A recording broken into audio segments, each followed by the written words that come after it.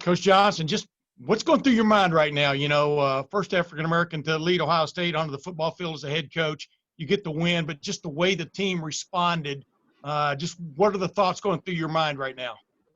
A lot of things are running through my mind. The most important thing is I thought our players and our leadership of our senior did a great job the whole entire week, just keeping everybody focused and just kind of really continue to do what Coach Day's done, build a great culture, guys that believe in each other, believe in their brotherhood, and then the next man up. You know, we had some guys down today, but 17 guys out I think we had, and our offensive line was 3 starters, and our young players stepped up and played a great game. But it was a great team effort.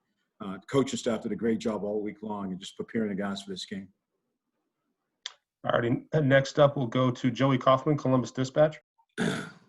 Larry, how did the Gatorade bath feel, and what was that moment like? Pretty cold. I'm just glad it wasn't below freezing here. I'd probably be sick. But I kind of surprised. The kids kind of set me up. That Zach Harris was talking to me, and I knew something was going on. The next thing is Coach Tupcombe. But what a great moment for all of us to enjoy, and especially the guys. And I'm really happy for the players and the way they responded throughout the adversity this week. All righty, next up, Austin Ward, Letterman Row. Larry, I know match the hand is one of those techniques that you put in place, and I don't know, could that have been done any more perfectly than what Haskell did there in the second quarter? Oh, no doubt about it. I mean, he put his hand up, tipped the ball, and pretty athletic tip and catch your own tip. That's pretty good.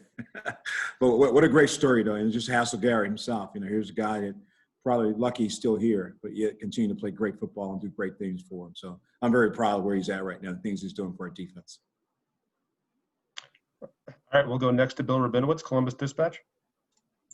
Larry, can you just kind of speak to the emotion of the day, especially knowing that you had coaches down too, so you had to juggle that aspect of it as well? Yeah, it was tough. No question, which is the most important, just preparing. You know, we knew the guys were, or the coaching staff was down, but we had some guys stepped in. Coach Combs did a great job. And the entire coaching staff did a good job of filling in. We call it standing the gap. When the next guy's out, somebody has to intercede for that person who's out. And I thought the staff did a great job of just standing the gap and moving us forward and getting our kids a chance to play on Saturday. And I think that's the most important thing, you know, during our whole entire week. All righty, next up, Kyle Rowland, Toledo Blade. Hey, Larry. The significance of being Ohio State's first black coach, what does that mean to you? Yeah, I know someone asked me that early on, and it really just coaching one game. You know, I mean, all I'm doing is standing in the gap. You know, I didn't think about none of that. I thought about the fact that to go here, come in East Lansing and get a win. And I want to make sure when I turn it back over to Coach Day, we were 5-0. That was the biggest thought in my mind. I did not want to go back Sunday and stand in front of that team after losing the game.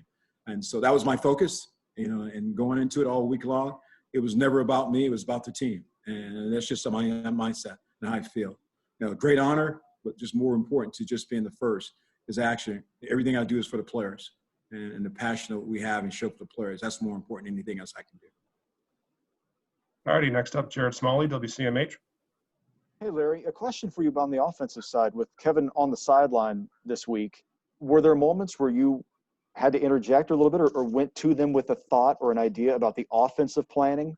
Or was it simply, you know, you let Kevin do the thing and you know, kind of see how things play out from there? Yeah, we talked throughout the whole week. We felt that it was better Kevin to call the game. If he needed time, I was there. And just kind of ask questions. What do you think? You know, the time that we decide we kick a field goal, pooch kick it. We're not pooch kicking the ball, and then actually, you know, turn it over and get it back to the offense. So there was conversation during the game, but you know, he's the offense coordinator. He called the plays, and I just kind of stay out of the way. If he needed me, I was there, but I didn't go down and say, call this play or do this. Just let him manage the game. All right, we'll go next to Stephen Means, Cleveland.com. Hey, Coach. It just your defensive ends, obviously that rotation is what you want to stick with, but it seems like this week Tyrique Smith, kind of you can notice him a little bit more out there than maybe in past weeks. And can you just talk about his progression over this season and how he's gotten to this point? I think, you know, you guys got to think he's only played 4 games and didn't play very much last season because he was hurt. Now he's getting a chance starting to play more games and play more snaps.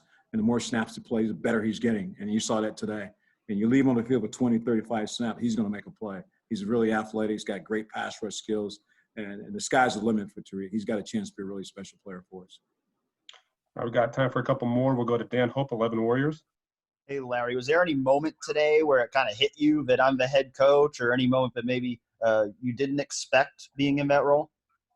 I don't think there was a moment. I think there was a moment in the third quarter when I realized what was happening, that, we got a chance to win this game, first of all. And I was just kind of tear in my eye because I felt so great for the players, how hard they worked. They deserve opportunity to play on Saturday, and they did. And I was just happy for them because you could see it in their eyes all week long, having the opportunity to play here today. So that was the most important thing.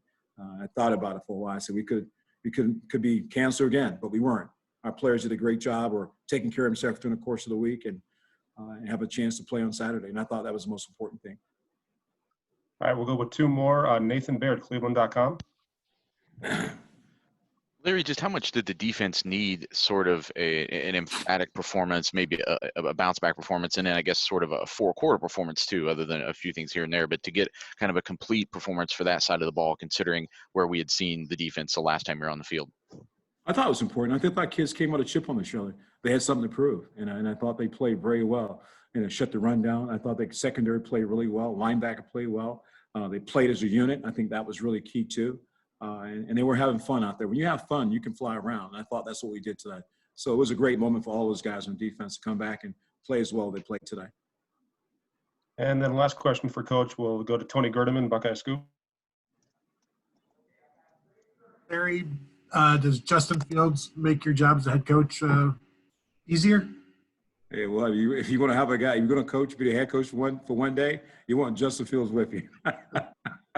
And so, yeah, that was pretty special. Boy, he's a special young man. Coaching the defense side of the ball, you don't get a chance to talk to those guys a lot. And this week, him and I talk a lot. What a great moment. What a great kid. Most importantly, is just a great leader.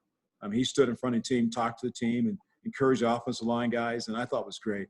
And every time I saw him walking, I felt a smile on his face. And so I knew we were in good hands. Thank you. All righty, Coach Johnson, thank you very much. Congratulations.